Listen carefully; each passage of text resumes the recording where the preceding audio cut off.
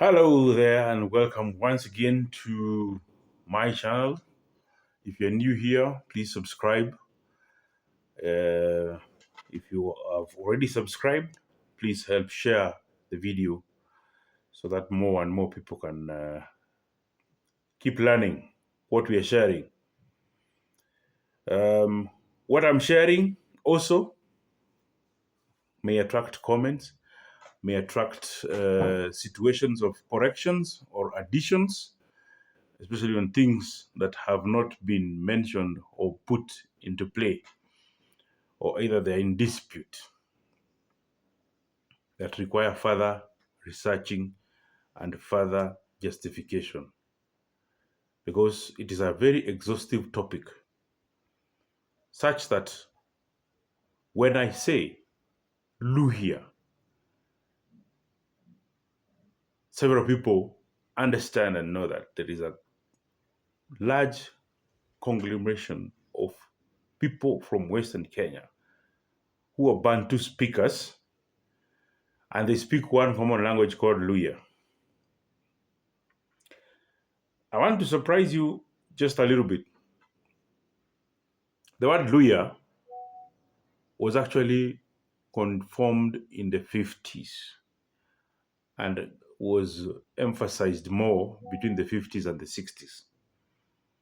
So there was nothing like Luhya as a tribe. Before then, that conglomeration of people used to be called the Kavirondos. Let us just step a little bit back and we try to examine how come and as to when did they cluster together and be called the Luhyas, people of East Africa. We all know about something about colonialism here and there. There was the 1888 Berlin Conference, where now Africa countries were cut into pieces and everybody grabbed whatever they had intended to colonize, or to say they own. Most of these European countries had already sent emissaries around Kenya, and more so the East Africa. They came around the 1880s. The first encounter of the people who are called the Luyas, documented as they encountered a white man, was around in 1883 when Mumia was still the chief. But let me take us very slow. After the 1888 declaration, the British now came and said around 1895 is when they said, now we have this part of the world and we will call it the British East Africa Protectorate.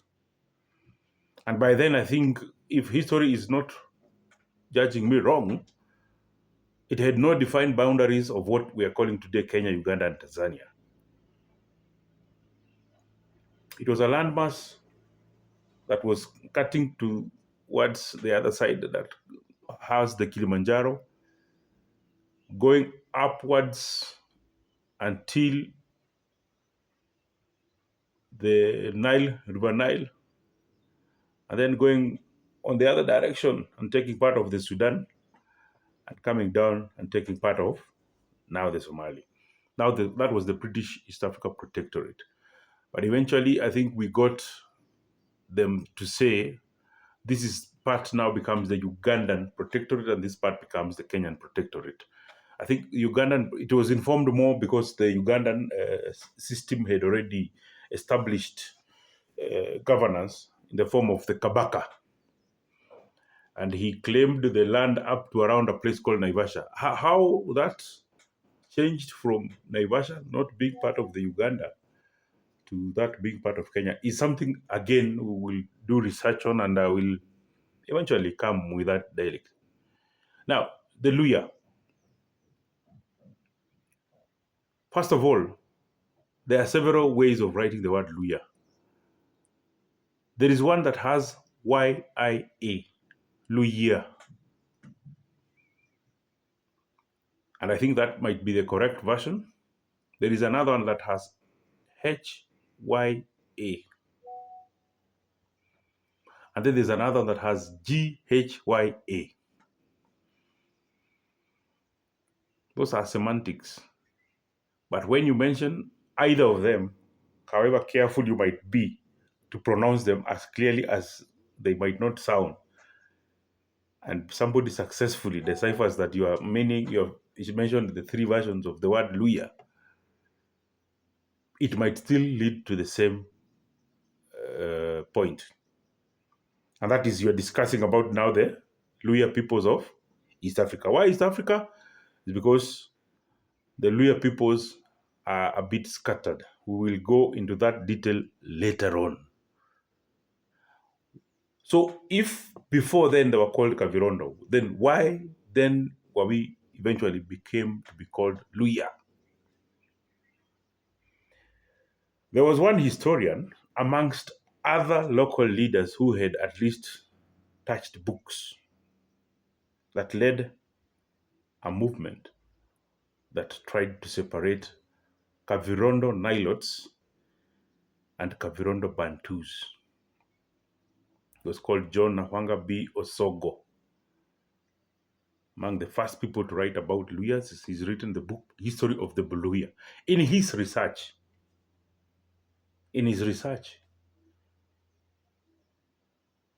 he says Luhya is derived from the word Oluhya. If you're Luhya and I say Oluhya,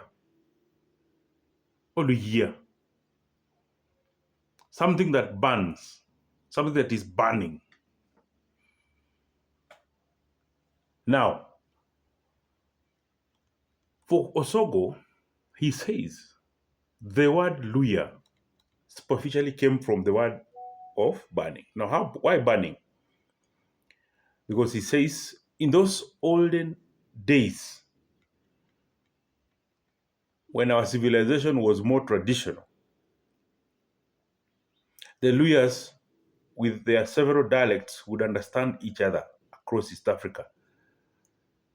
And because of moving all over and not settling into one specific area,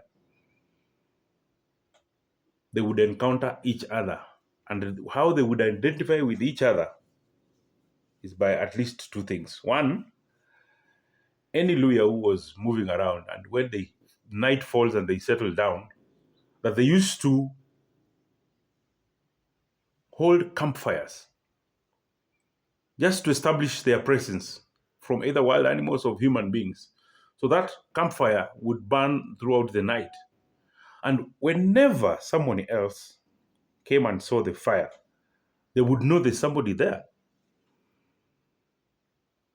And when they approached them, they would ask them if they understand each other, because the dialects, remember the dialects, I will talk about the dialects later on, but there's some very common words in the dialect that will make you understand any other person speaking. So they would ask, which Oluya do you belong to? And that's how now they would keep identifying themselves. So I've used the two Luhya words. One, Oluya, which means the one that is burning. And the second one, Luyia, which again means clan.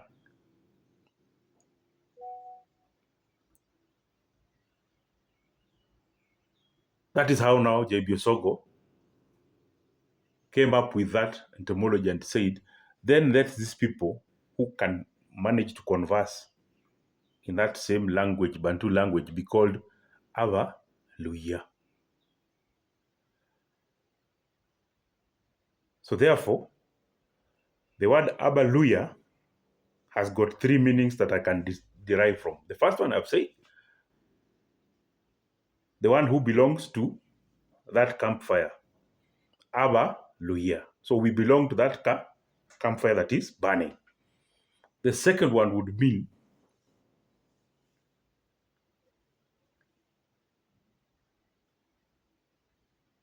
because again, Luhya, as part of directions in that Bantu language, meant north. So some people will say Abaluhya means the people who came from the north. Abaluhya, they came from the north. I know the west is called Mumbo. I can't remember the rest of the other direction in Luhya language. But when they say Luyia, they mean north. So they say Luyas are people who came from the north. Again, it's because of the migration issues. The most common narrative amongst the Luya is that they came from Misiri, either because of the Arab coming into that part of Africa, chasing them away, and they picked a lot of Arabic words which are commonly used in Swahili and are also prevalent in some Luya dialect, most Luya dialects. When you speak that, somebody says it's almost like the Swahili, but they were picking them from when they were migrating from the Misri, and they came around until I think some parts of Uganda, some say Cameroon, and so on and so forth. But now the Luhya means they came from the north. Again, we might require more and more studies from, or more reading from either J.B. Osogo or Professor Gideon Were in terms of their research, whether the theory has been proven, so that now we can dwell on that. But this I'm just saying because most of them are theories that came up with who we are and why we are called so. So the word Luhya in some dialects means north. Therefore, when you say Abaluhya, it means belonging to or people from the north. The first one was people who share the same fire, those of the same fires, right? Now, the third one, and probably the most unused one, would be it means people who come from the same hearth. Remember, there was that common language. Even before they were called Luyas, they could communicate to each other. So, Luhya, again, common hearth. Common hearth is like common clans. So, Abaluhya is almost like, cluster of clans coming together, people of the same hearth. Okay, I've at least gone into those three theories that try to define, especially the etymology of the word Luya.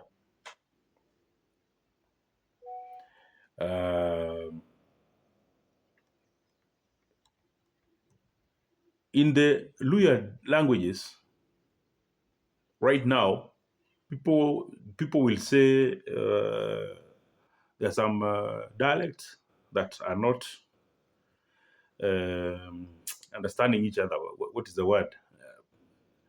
But there is a very, very common line of talking, line of communication that now links all of them. It's almost saying, the Kalenjin speakers, how there are so many, the Pokots, the Nandi, the what, they have something that is very common into their language that makes them now become the Kalenjin conglomeration or the Ma tribe. Now the Luyas also have some clans. Those clans are almost called sub-tribes. The Luyas in the western part of Kenya are in at least 5 counties. And this is how probably the clans are clustered into them. The first 2 counties I would like to touch on are the Bukusus and the Bungoma and the Trans Nzoia, who now have the largest clan, the Bukusu. Because Bukusu, according to the 2019 population census, there are about 1 point something million of the 6 million Luya speakers in this country. So they are the majority. And they traverse in those 2 counties. The county of Bungoma, whose governor is called Mr. Ken Lusaka. Ken Lusaka is coming from Abatecho clan like me, but I'm from Kakamega. We will go into those details later on. And then in Trans Nzoia, we also have the controversial governor, who's George Natembea. Trans Nzoia has the most tenants of Tanzania speak the Luhya language, but it is not all Luyas. We also have the Kalenjin speakers who are part of the original parts of Tanzania. Bungoma originally is just Luyas who are from the Bukusu dialect. We will also see that there are some other parts of the clans, the dialects, that migrated to Bungoma and managed to speak Bukusu, but kept their clans. The governor of Bungoma, Ken Lusaka, I have said, he's from the clan of Batecho. And Batechos also belong in Kakamega and some parts of Uganda. The Speaker of the National Assembly, Moses Wetangula, hails from the Babutu clan. Same with the Chebukati. That clan, again, is also in Uganda.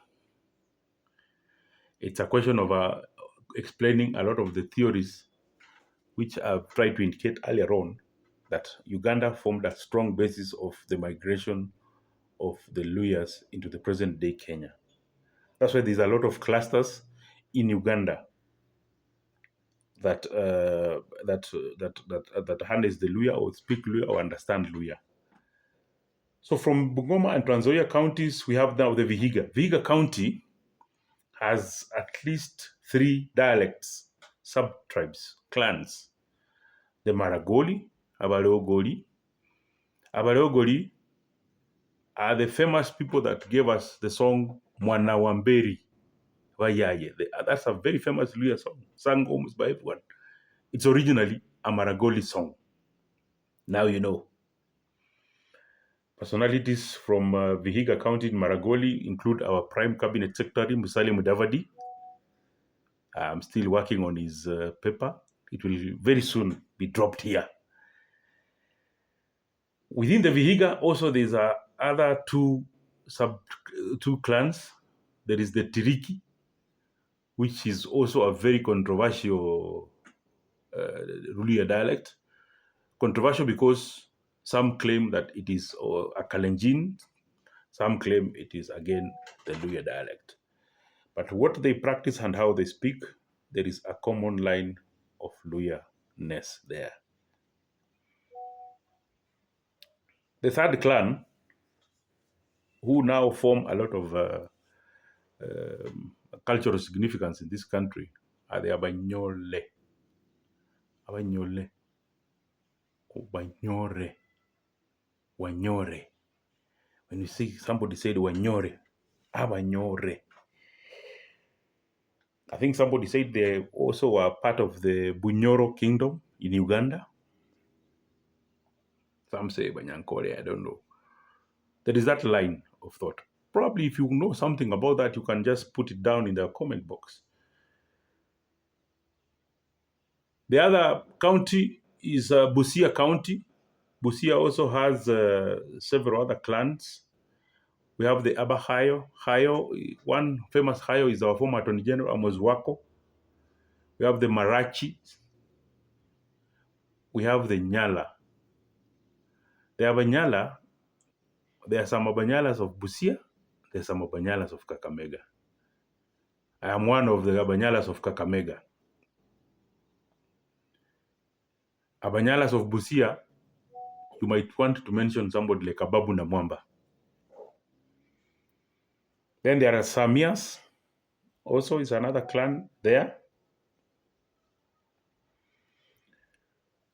3 other clans that are being weighed here and there, discussions, and so on and so forth. It is not yet clear, but I will just include them for the sake of the conversation. We have the Abatura and the Abasiaya, and finally, Bamasaba, Abamasaba, or Gishu. Gishu, again, is a Maasai word. When I'm going to clans proper, we will now try to understand who the Bagisus are and why they are what they are. In Busia, there is also another another clan that Luyas have always said it belongs to Luyas, but those people say they don't belong to Luyas. They are called the Tesos. If you know anything about the Tesos, whether they are in the Luhya cluster, please give us a comment down there. Now, the other county, which I think has the most clans, is now the Kakamega. Kakamega has the most clans of the Luhya dialect speakers. We have the Idahos, we have the Isuhas. Isuha is Bodi Halwale, I think, is an Isuha. Isuha, most of them are bullfighters, the famous bullfighter. I mean, they take bullfighting sport on a very serious scale. All the other Luhya subclans have bullfighting as a sport. But the ones who are really, really taking it serious, like the Catalans of Spain, are the Isujas.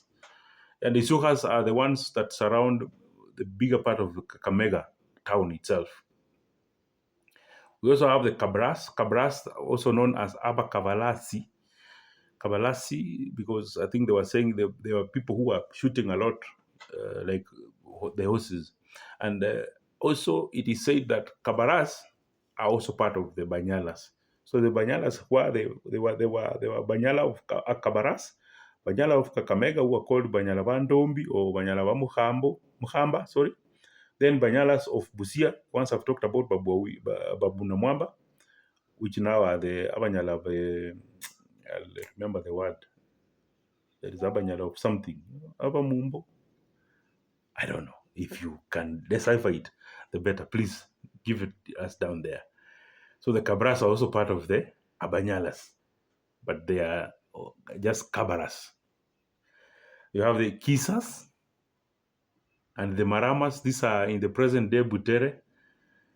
And we have the Tsotso, Aba Tsotso, also surrounding part of the Kakamega. We have Aba Tachoni. Tachoni border the Tiriki and the Eldoret County. It is also a bit controversial about the Tachonis, whether they are fully Luyas or part of the Kalenjin nation, just like the Tirikis. One of the famous Tachoni that we know is our former Chief Justice, Zacchaeus Chesoni, hailed from there. Then now finally we have, in the Kakamega County, we have the Wanga. The Wanga are famous because they gave us the colonial chief who was called Nabongo Mumia.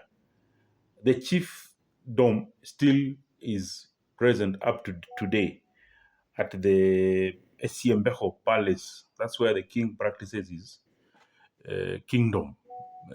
His kingly activities. He practices them in Wanga. I mean, Mumias in the Wanga clan. And Mumias is also the name that the initial chief was called. And the Wazungus decided to call it Mumias. They put an S and it became Mumias. Now it's a Mumias town.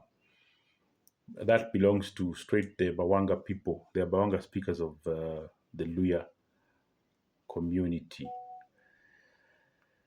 In the next episode, I will talk now about those origins that I've been touching on from the look of things, the origins, and some of the things that these people of the Luhya community speakers is documented in terms of the historians and the anthropologists. Who was that Nabongo Mumia? Who are some of these great names that were there before? You know, the chiefs, including Ndombi Wanamusia, including Sudi Namachanja, including Namutala, including Ngoma Lorende, the seers like Maina Wanalukale, Mutonye wa Nabukelembe, Wachie wa Naumbwa, and the famous one, Elijah Masinde wa Nameme. Maybe in the next episode, I'll be looking at those clusters of information so that we can keep informing each other. It is not conclusive. I'm not an authority in what I am saying here.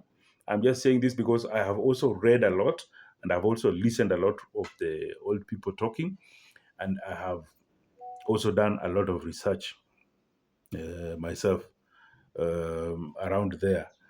So whatever I'm speaking has the element of facts, but let's call it, for the time being, let's call it theories.